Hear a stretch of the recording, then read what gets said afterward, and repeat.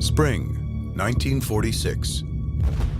10 months after the end of World War II, an explosion rocked the Pacific off the coast of Hawaii. America had just destroyed one of Japan's most advanced weapon systems. I was a lookout. When I got to look through the periscope, it was a monster, believe me. Rather than a belated attack against the defeated Japanese, the sinking of this top-secret submarine was a preemptive measure for the looming Cold War, a brazen decision by the Americans to keep the sub out of Soviet hands. The plan worked, and the weapon lay undisturbed at the bottom of the ocean for 6 decades. Until a team of underwater explorers from the University of Hawaii located its remains. The discovery sparked a new examination of the long-forgotten super sub. It can go around Cape Horn, it can go around the Cape of Good Hope. 37,000 That's right. This gave you enormous strategic options. You could basically attack anywhere in the world. This was a global weapon system. A system that defied conventional design and married the tactical advantages of sea and sky. As America scrambled to build nuclear bombs, and Germany experimented with powerful rockets, Japan hoped its secret weapon would change the course of the war.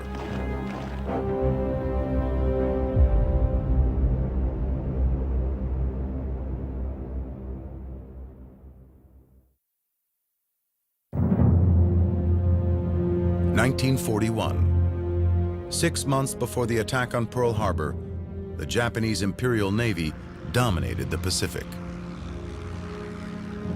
The Japanese strike in December 1941 because they see it as a window of opportunity. Japan temporarily has the most powerful navy in the Pacific. Let's cash that in. The Japanese plan was simple: hit hard and knock the Americans off balance.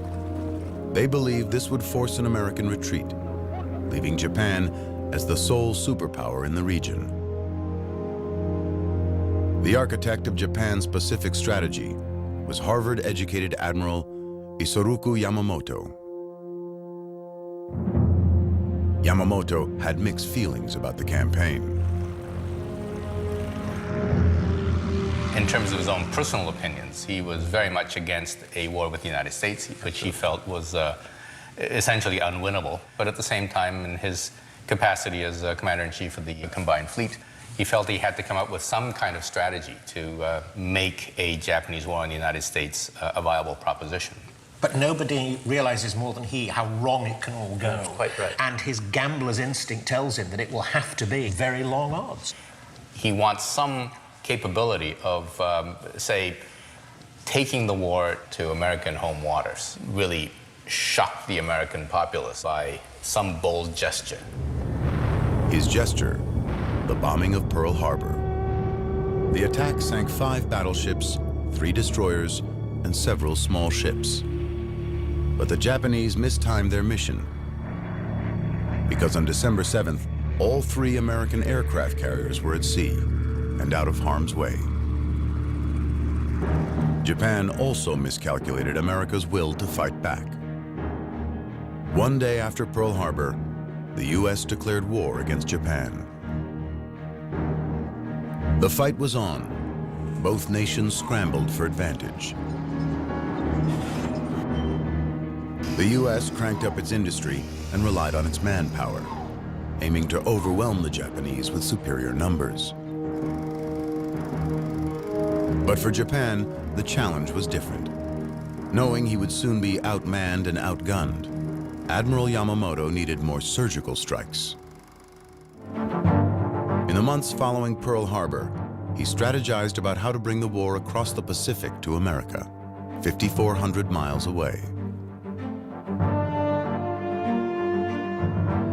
He looked to the success of the German U-boats, the deadly Nazi subs that were preying on ships in the Atlantic. From February to May 1942, the U-boats sank 348 vessels, preventing millions of tons of American supplies from reaching Europe. Several of the ships were torpedoed within sight of New York City and Boston,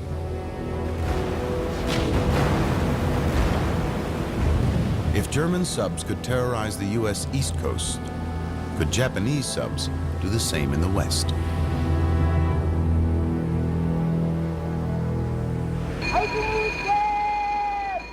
To find out, Yamamoto ordered a series of test missions.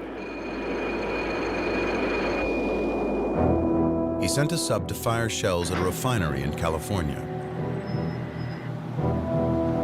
It didn't cause much damage, but did trigger fears of a Japanese invasion.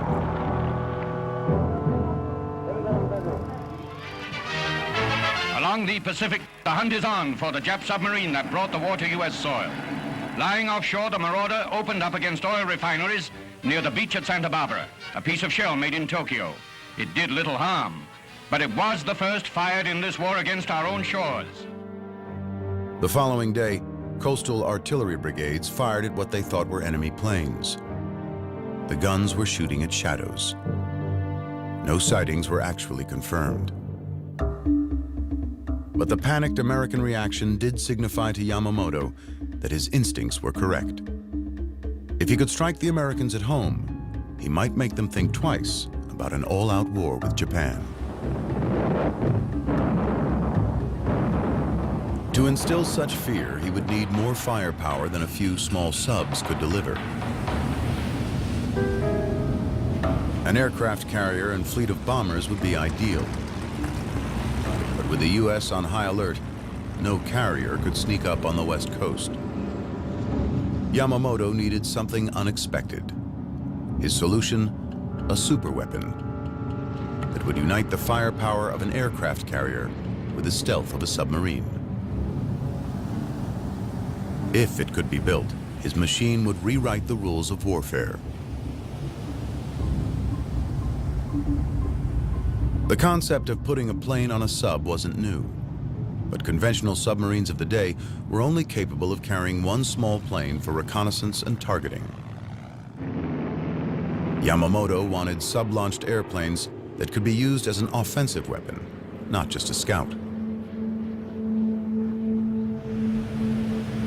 He ordered another test mission. This time, a small submarine-launched aircraft dropped firebombs over Oregon in the hopes of sparking a forest fire. The fire failed to catch, but like the Santa Barbara mission, it confirmed that a submarine could slip past U.S. coastal defenses and strike unsuspecting civilian populations. To be able to reach your destination and launch an air attack undiscovered, undetected, would give the Japanese an advantage that no other Navy, that no other Air Force had during the war. Yamamoto ordered his engineers to design a fleet of underwater aircraft carriers capable of sailing undetected across the Pacific, launching squadrons of high-tech bombers to attack West Coast cities, then disappearing without a trace. The admiral even expected his subs to be able to reach the East Coast. He hoped to terrorize America with attacks on New York City and possibly even Washington, D.C.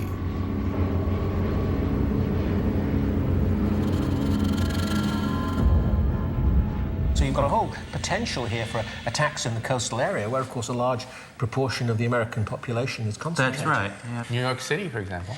Dense concentration of population. And if you're attacking with a few tens of aircraft, as in the original plans, you could perhaps go for important communications and indeed iconic targets. The admiral named the sub the I-400 and declared it top secret. But still to be determined was whether Japanese engineers could bring Yamamoto's ambitious vision to life. Their window for success was a small one. In America, the U.S. had accelerated its own work on a superweapon that could change the course of the war. The effort was codenamed the Manhattan Project. It was headed up by Robert Oppenheimer, a professor of physics at UC Berkeley. Oppenheimer gathered the nation's top engineers and physicists, challenging them to overcome the enormous technical complexities of splitting the atom and creating an atomic bomb.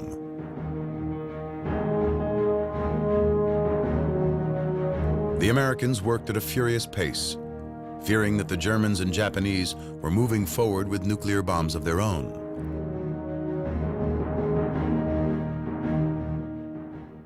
Meanwhile, Japan's super submarine was running into obstacles. In Tokyo, naval architects were struggling to find a design that could fulfill all of Yamamoto's needs.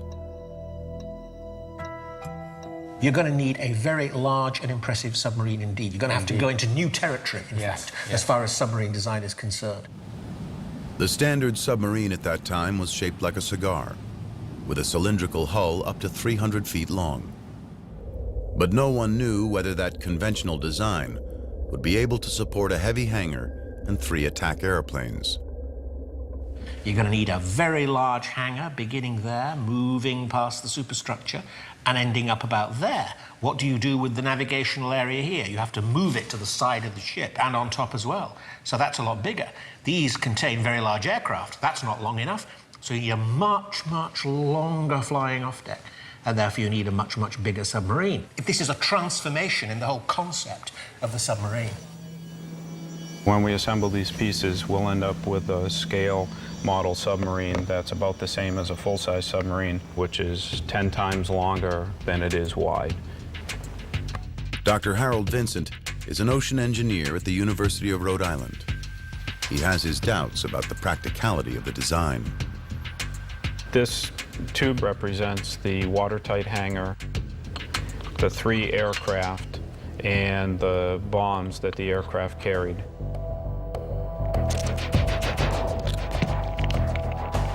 So we'll seal off the end of the hangar here. So let's see what happens when we put it in. Okay. Oh, geez. So that tilts right over with that on top. Capsizes right over and sinks. So therefore, they had to come up with some other method to be able to put a heavy hangar with all that aircraft up high out of the water. Adding the hangar to a conventional sub clearly wasn't the answer. The next seemingly obvious approach would have been to scale up the size of the central cylinder to lower the center of gravity. Well, a large single cylinder would be extremely heavy in weight, would have to have very thick walls in order to withstand sea pressure down to 300 or 330 feet. In order to hold this above the surface part of the submarine, totally stable, was simply impossible having this traditional submarine design. Tape up the other end, and then we can take these. The Japanese came up with an innovative alternative. So now we'll try this twin hull design.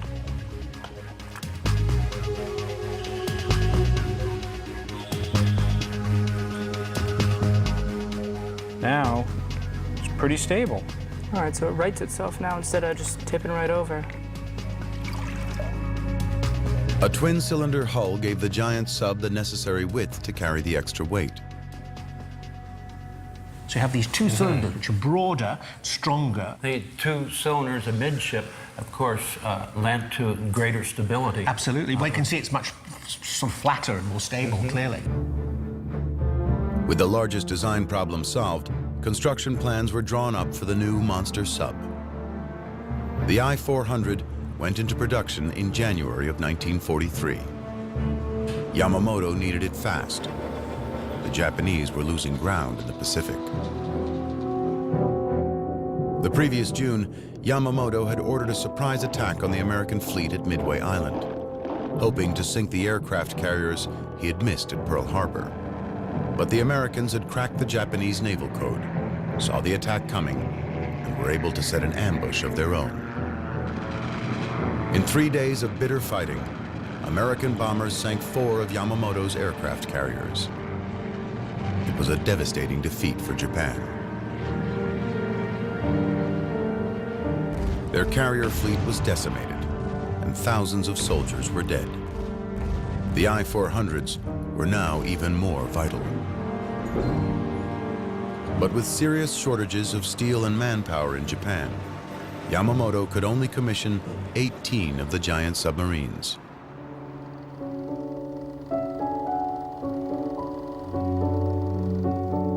With work on the first I-400 underway, the Japanese Navy began development on the secret bomber that would be carried in the watertight hangar on the deck of the sub.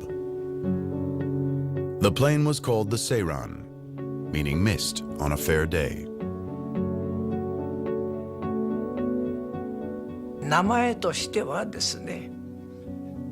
Like the name indicates, the plane would appear suddenly like a mist, carried by a submarine that would surface once it comes near a target,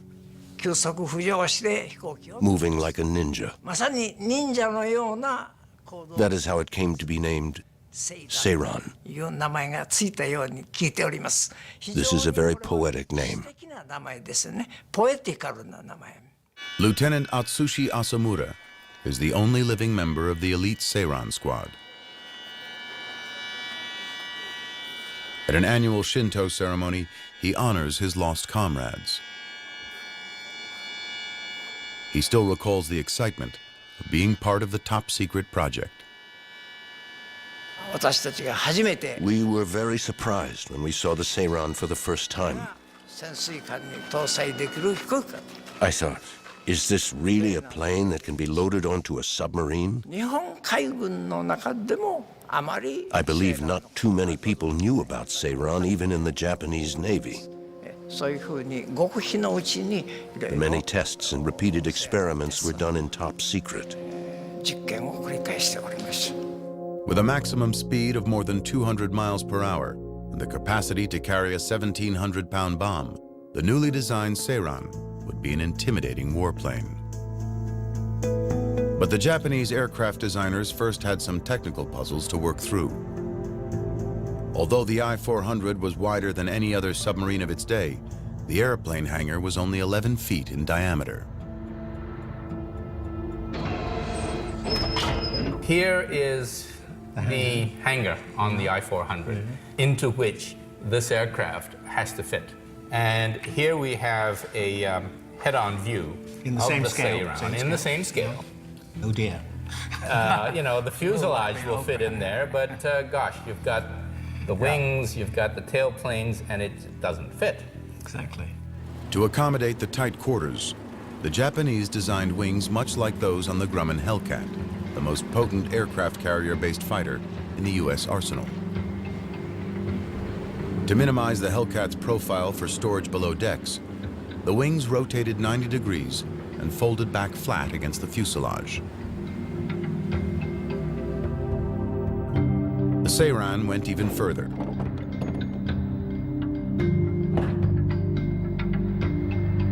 It had a tail fin that folded down to reduce height.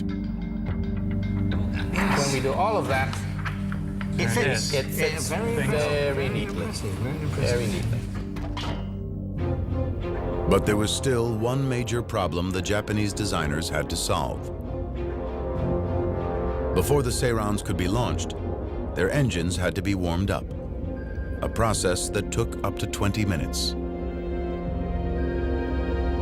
Starting the engines in the hangar with the vessel submerged would have exposed the crew to deadly carbon monoxide fumes.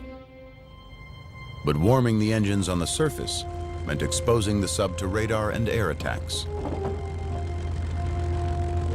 Once again, the engineers needed an innovative solution.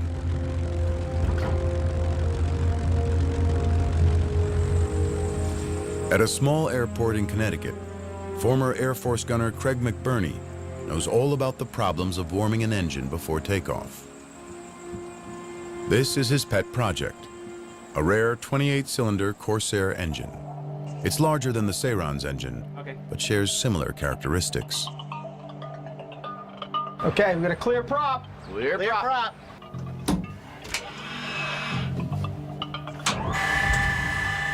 As with many World War II-era aircraft, starting the engine cold is a haphazard and messy affair. Battery's off. Right about now is when we start using bad language.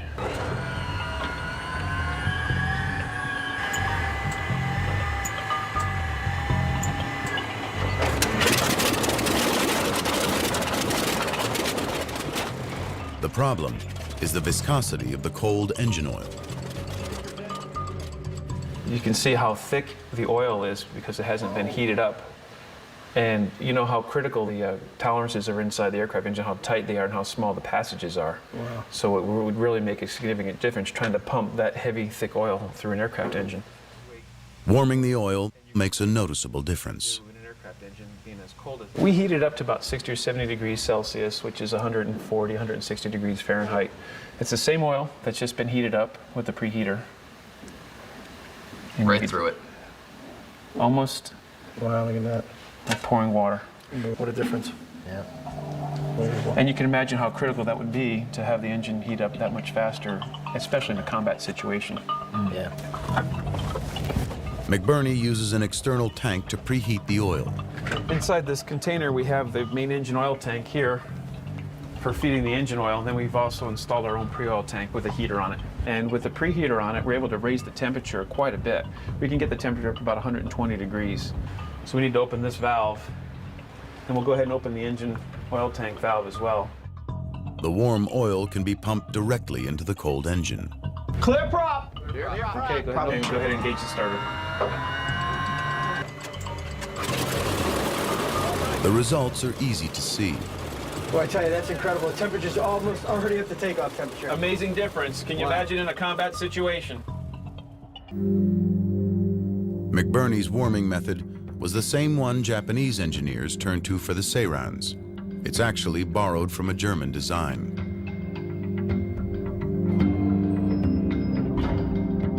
With the engine oil pre-warmed, the plane could be rolled out of the hangar onto the launch ramp. The engine started. The wings, tail, and horizontal stabilizers unfolded and locked into position. The floats attached, and the Seiran launched into the air. We would train very hard, trying to shorten the time it takes for the launch, even by a second. The first plane launches, then the second, and then the third. The goal is to launch all three planes as fast as we can.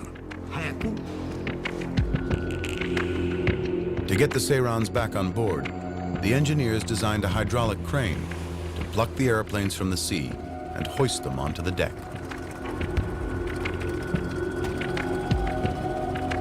With all the design problems solved, it looked as if the Japanese would be the first to get their superweapon into the war. But then in April of 1943, the I-400 program and the Japanese Navy suffered a devastating loss.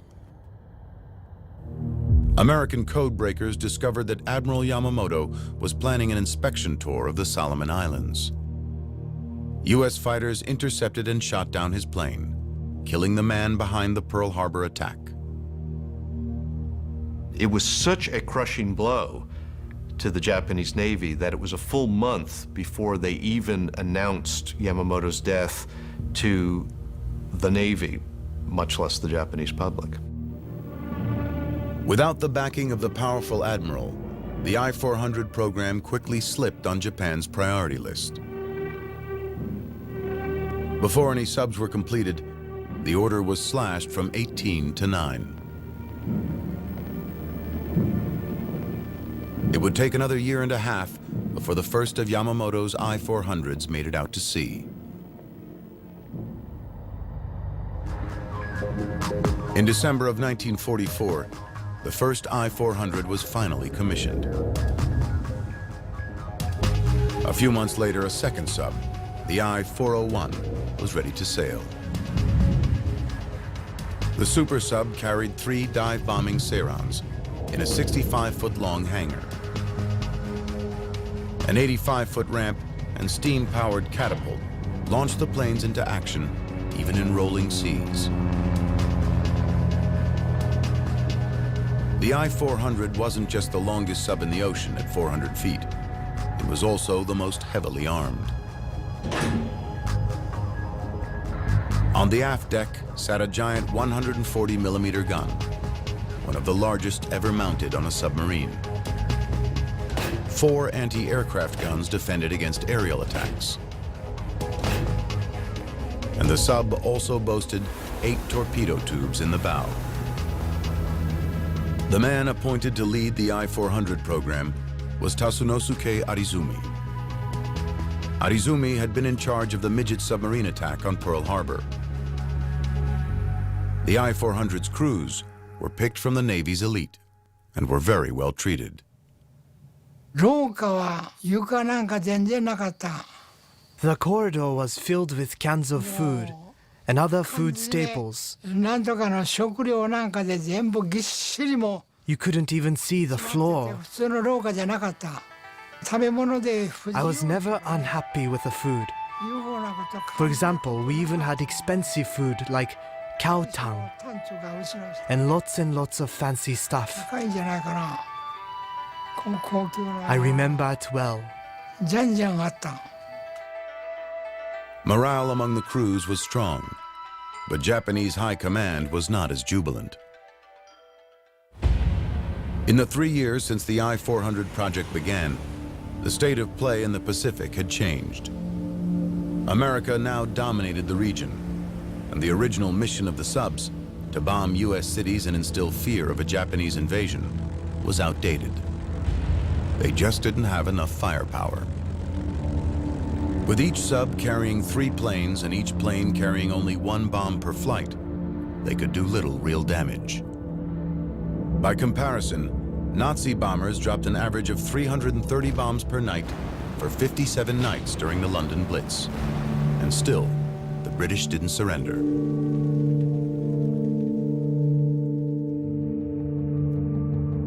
With a conventional bombing raid on U.S. cities out of the question, the Japanese needed another mission for the I-400s. They considered all options.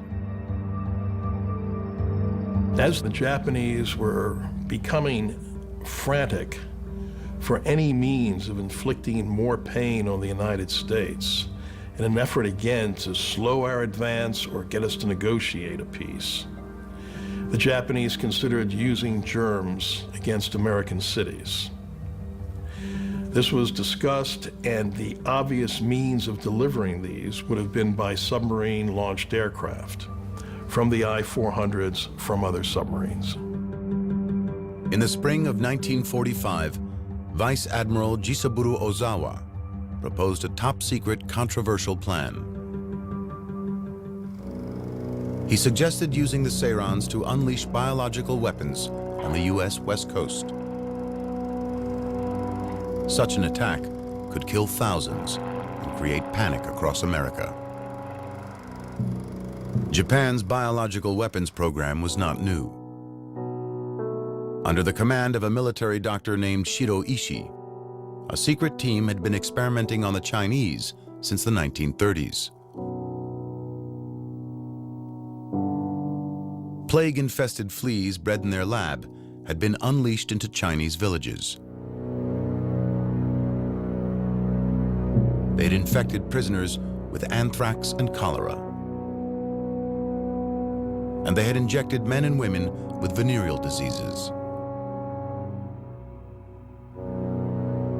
As many as 200,000 Chinese died as a result of these horrific experiments. The Japanese army was doing a lot of work on this in Manchuria, in pretty awful circumstances, actually.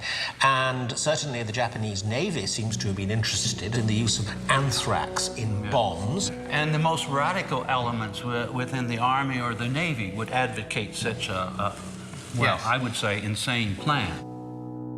There was little doubt that biological weapons dropped on an American city could cause enormous casualties.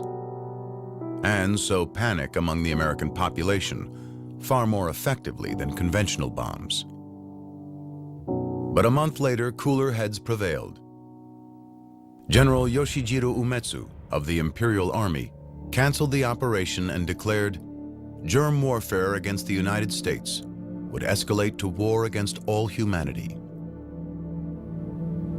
With a biological attack off the table, the Japanese High Command found a new mission for the I-400s, an attack on a key strategic target. The Panama Canal was absolutely crucial to the transferring of Atlantic naval forces to the Pacific Ocean. So Which is why the Japanese wanted to attack it. Well, of course, and we understood that. Any logical military scenario would want to attack the Panama Canal. If Japan could take out the canal, it would bring ship traffic to a halt and force the Allies to use the much longer route around Cape Horn. Japanese military planners and intelligence experts worked together to map out the attack. Plan went something like this. That this flotilla of submarines, four submarines carrying 10 aircraft, would come, keeping a due distance, having come a long way across the Pacific. Yep, 8,000 miles or so, yeah.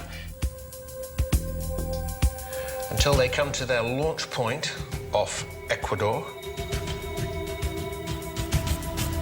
Roughly about there.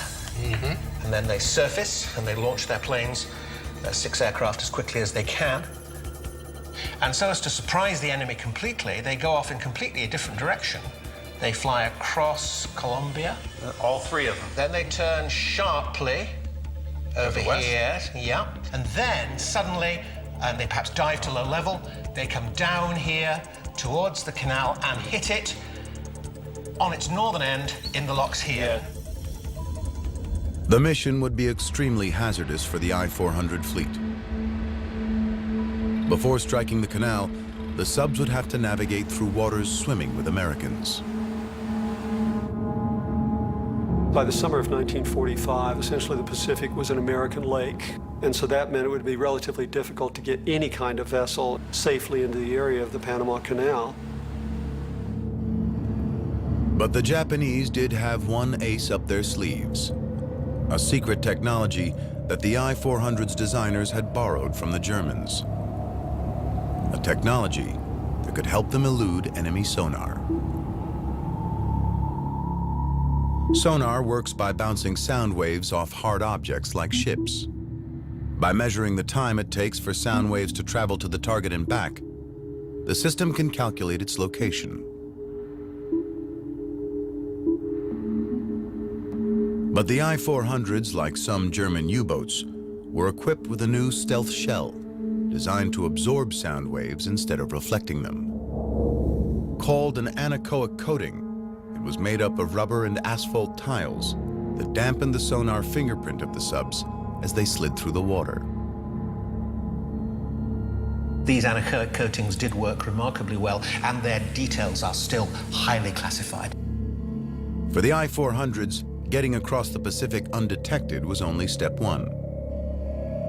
Their targets, the Gatun locks on the Panama Canal, were heavily guarded by anti-aircraft guns. The Sairons could come in above the gun's range, but that would make hitting the targets almost impossible. Those locks, the walls, were incredible structures of reinforced concrete that at the base were 50 to 60 feet thick. At the top, maybe 8, 10, 12 feet thick. The gates themselves, maybe 90 feet wide. They were 6, 7, 8 feet of steel thick. But from 13,000 feet, they would have looked like just a hair from that kind of altitude. The challenge of high-altitude bombing is easy to see. When a B-29 outfitted with a World War II-era bomb sight drops a half-dozen water bombs on a stationary target in the California desert.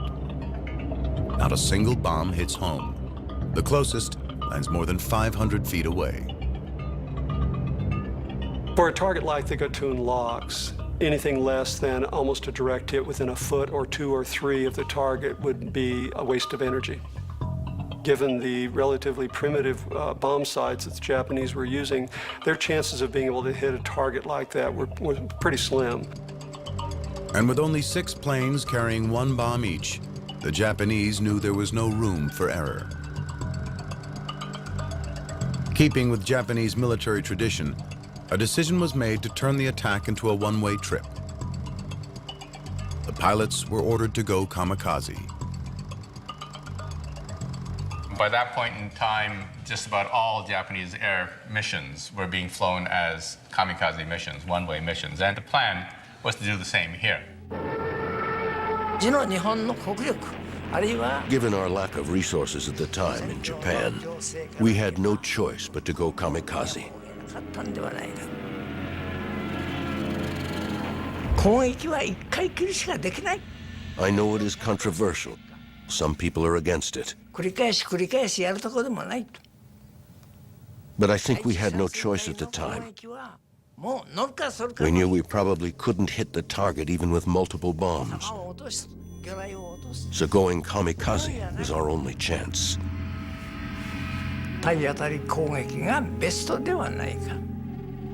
The I-400's crews prepared for the Panama Canal mission, but the window of opportunity for the strike was closing fast.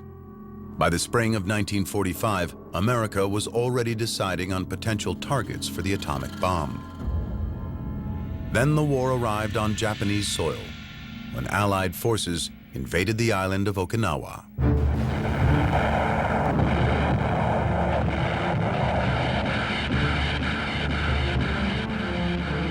82 days of brutal fighting left more than 100,000 Japanese troops dead and thousands of aircraft and combat ships destroyed. Vice Admiral Ozawa realized that a raid on the Panama Canal would be too little too late. The majority of American forces were already in the Pacific. So Ozawa changed the I-400's mission yet again. The new target was Ulithi Atoll, a staging area for the massive U.S. fleet preparing to invade Japan.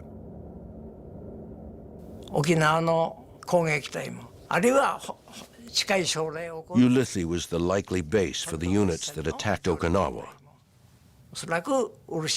and perhaps also those that were to be sent for the final confrontation on the mainland.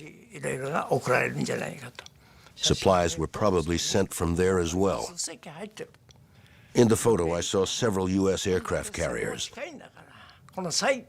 Headquarters ordered us to attack as many of them as possible. 3.5 years after the I-400s were conceived, the two giant subs were finally ready to engage.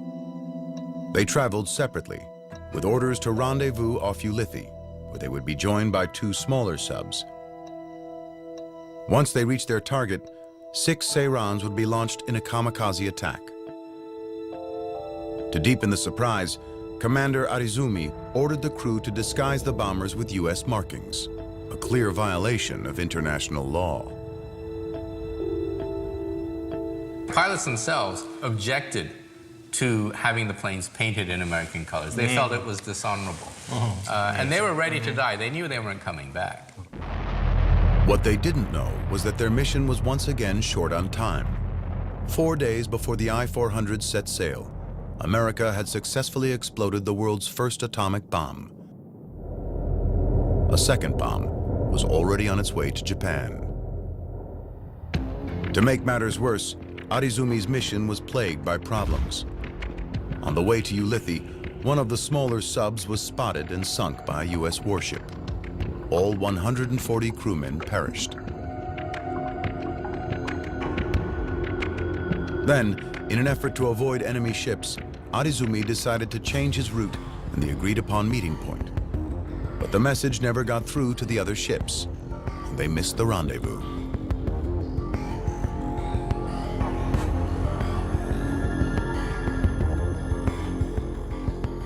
As the I-400 and I-401 scrambled to regroup and renew the attack, shocking news came over the radio.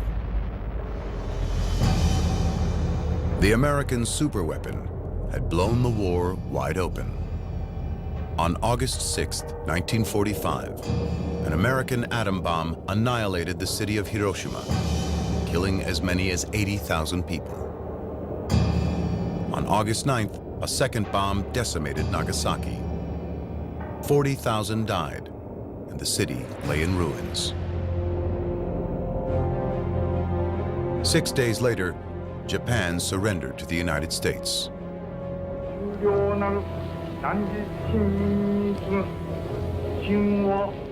In his radio address to the nation, the emperor never mentioned defeat or surrender. Instead, he told his people, "We have to endure the unendurable and suffer the insufferable." The next day, on the 16th, we received a telegram ordering us to cease fire. Receiving this unthinkable telegram, we gradually grasped the reality. From then on, the real drama began on board. There was no concept of surrender and remaining alive in the Japanese Imperial Navy at the time. The captains of the two I-400s reversed course and raced back toward Japan. Neither wanted to give up his prize ship nor suffer the humiliation of being captured in enemy waters. Worried about retribution, Arizumi ordered the crews of the two subs to dump their US-marked Seirans into the ocean. They did so, destroying the evidence just in time. On August 28th, two US destroyers discovered the I-400. The captain surrendered peacefully. 20-year-old Harry Arvidsson was one of the first Americans to board the giant sub. As we approached the submarine and saw what it was, I thought to myself, man, that's the biggest thing I ever seen. The next day, August 29th, the American submarine USS Segundo located the second Japanese sub. The I-401 was carrying Fleet Commander Arizumi, a man who didn't know the meaning of the word surrender. Carlo Carlucci was a quartermaster on the American sub.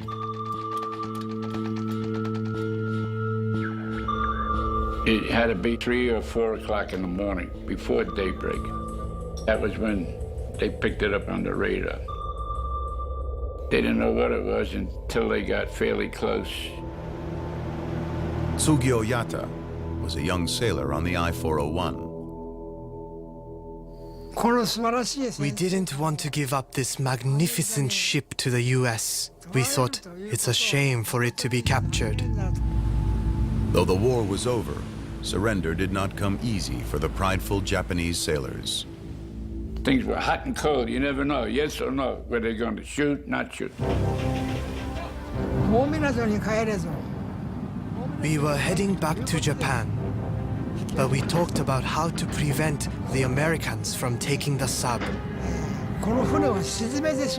So we talked about sinking it near the coast. But before the Japanese could carry out their plan, the sub's engines temporarily failed. The Segundo signaled for the massive sub to surrender. Arizumi refused. Several tense hours passed, with the Segundo's weapons trained on the I-401.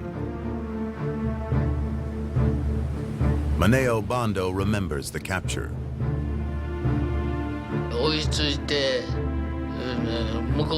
They pointed their cannons at us and ordered us to have one officer sent to their ship.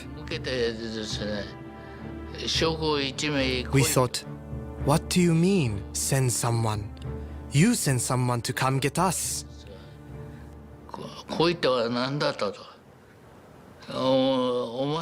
We insisted on displaying our pride and dealing with them man to man.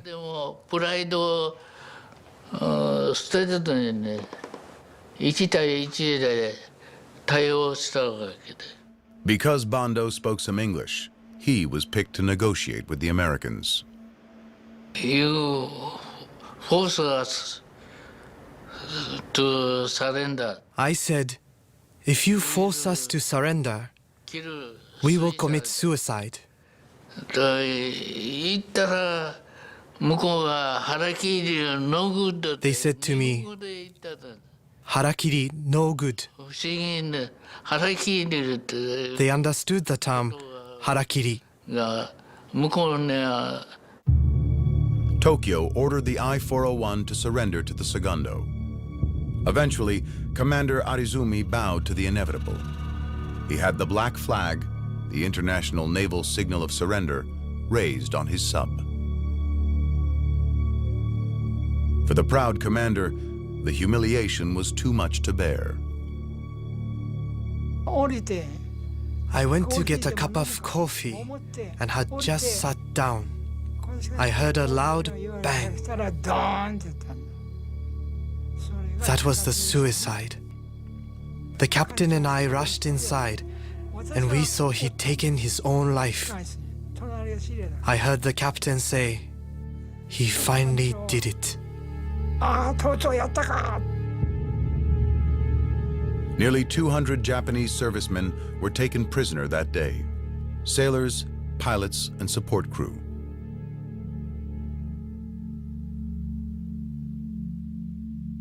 The American submariners seized control of the giant sub and quickly realized it was unlike any vessel they had ever seen.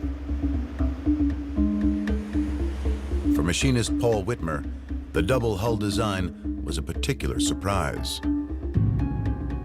Lo and behold, we get to the engine room, and there's a doorway to the neighbor's room next door. What the heck's going on here? We take a peek in there, there's another set of engines in there. The port and starboard engine rooms. We find out that there were two hulls bolted together. There were two submarines alongside each other. The Japanese crew remained on board, but with 6 Americans now in command. I had a 45, we all had 45s, and I had an extra clip of bullets in my jacket pocket. That's all. If I had to use it, I would have used it. Oh, it was very tense. No one trusted anybody. We didn't know what to expect. We could have been overtaken, lickety-split, because we were way outnumbered. And if they decided to dive the boat, we couldn't have got out. The Americans chained the hatches open to prevent the Japanese from diving.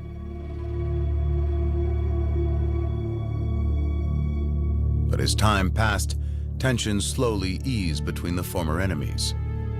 They now had a common goal: to get the subs safely back to Tokyo. In the engine room, we had to learn how to communicate with the Japanese. You know, they had to teach us, and we had to teach them.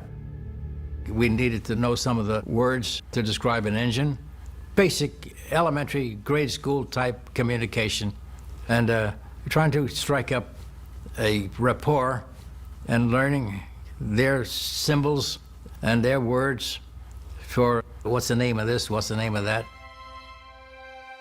Both subs made it back to Tokyo, where the prisoners were released. For the Americans, the next step was to bring the unusual ships home for further study. In November of 1945, they departed Japan for Hawaii. They arrived in Pearl Harbor just after New Year's Day, 1946. Navy engineers immediately began inspecting and recording every detail of the super sub's design.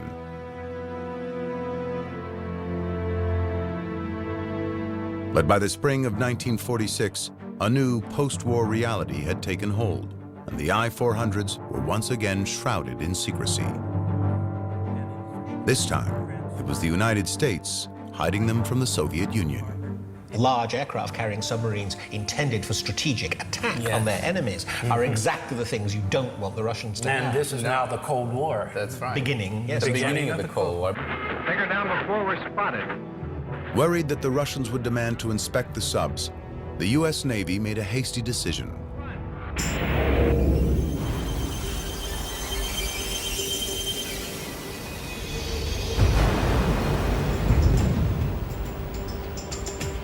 On May 31st, 1946, they sunk the I-400 off the coast of Pearl Harbor.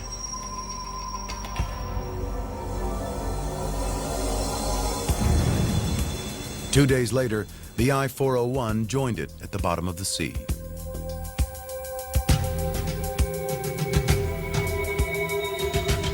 Two powerful weapons that never made it into battle, never had the chance to truly prove their worth.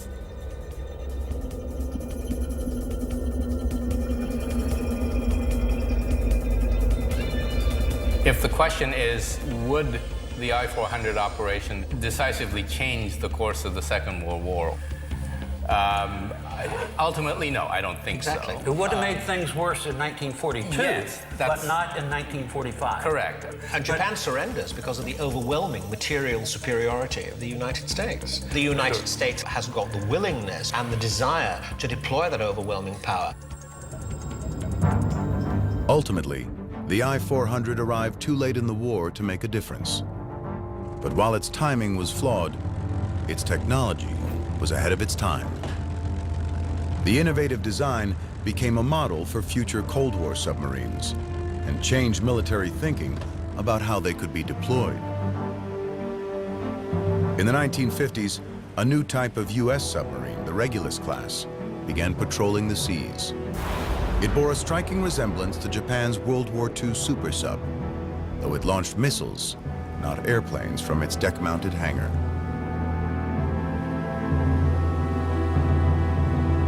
I don't believe anyone previously had looked at submarines as a means of attacking an enemy's cities. And this idea we see today in the primary nuclear weapons of the United States, France, Britain, and even Russia, being submarine-launched missiles to attack with nuclear warheads an enemy's cities. Though we hope that their lethal force is never needed, each one of these powerful, stealthy submarines is a living testament to one of the greatest weapons that never did battle.